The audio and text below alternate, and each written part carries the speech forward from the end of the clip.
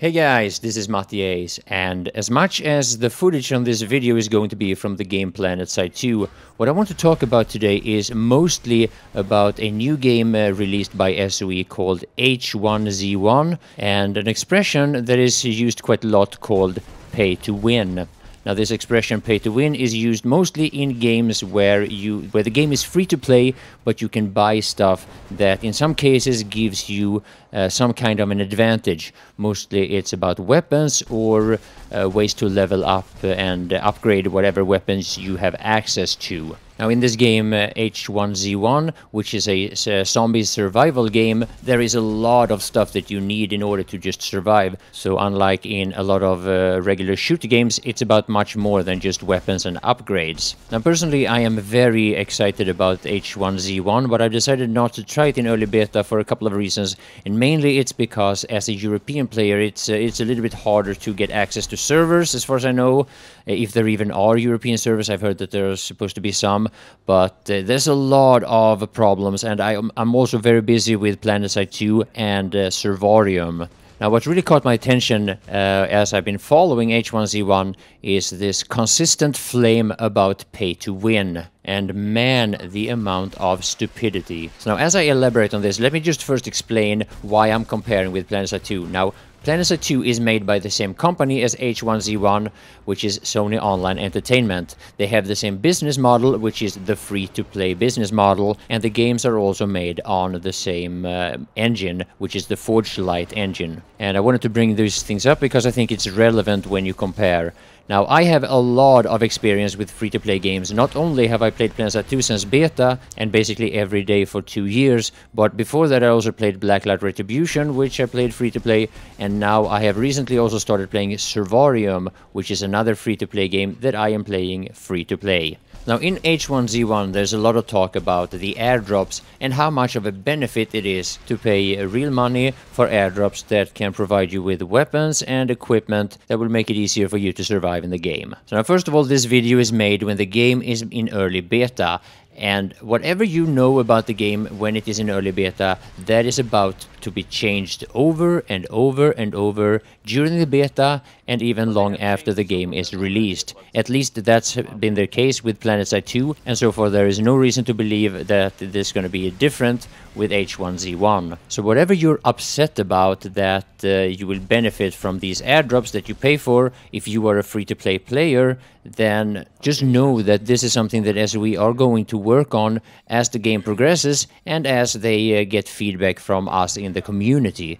Now, aside from that, as far as I know, there are no unique weapons that you will gain in or that you will get in these airdrops, but weapons that you can loot or steal or craft or one way or another get a hold of anyway. Now, aside from that, when it comes to the weapons specifically, there's no way of knowing how much of a benefit it actually is to get any of these weapons compared to, let's say, a craftable bow that you could use to kill one of these guys who has paid for an airdrop and then steal his weapons. All of this is something that SOE are going to work on in order to make the game as good of an experience as possible for the big majority of the player base. At least that's what they've done with Planetside 2. So now, another thing that I think is very interesting when you hear people complaining about pay to win is when you compare these games that has the free-to-play model with some of the other most commonly played games out there, and normally those games will cost you somewhere around $50 to $60 or euros. And that's when it becomes really funny when you hear people complaining about the $20 fee for early access to H1Z1. And even more so, at least in my case, when I think about some of the games that I paid for in the past, such as, for example, Battlefield 3 and Battlefield 4, which was such absolute complete shit. And even though Planetside has its issues, it is nothing compared to what I experienced with the Battlefield games. And Survarium, that is in open beta right now, it works great. I mean, it has its issues, but compared to all the buggy games that was released in 2014, Survarium and Planetside 2, which are both free-to-play, are absolutely fantastic. So when I read all this flame about pay to win, I wonder why people are so eager to judge. Yeah. Because whatever you think you know, there's only one thing you can know for certainty, and that is that you don't know. That's the only thing you know. And I'm not pretending that I know either. No, I don't think even Smedley knows, or any of the other developers on SOE either for that matter,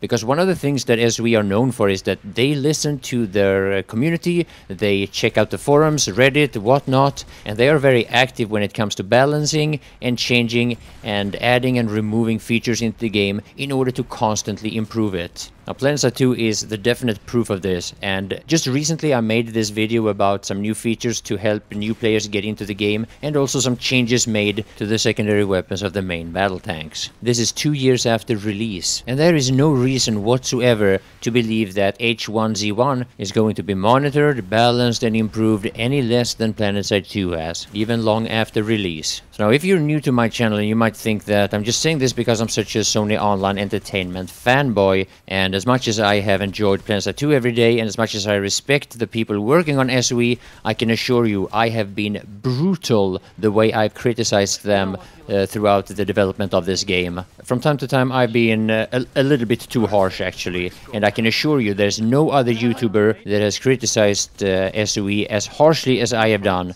and as a matter of fact, they don't particularly like me. And considering the way I've phrased my criticism towards them, I really don't blame them.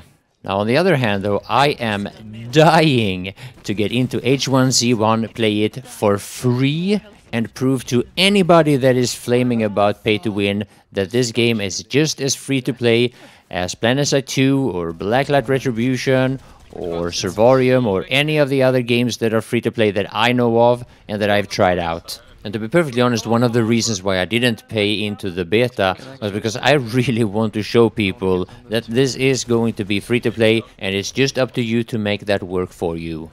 Now, reading all the shitstorms on Reddit and everywhere else, it almost turns into a personal challenge. But then again, it's not like I haven't done it in the past.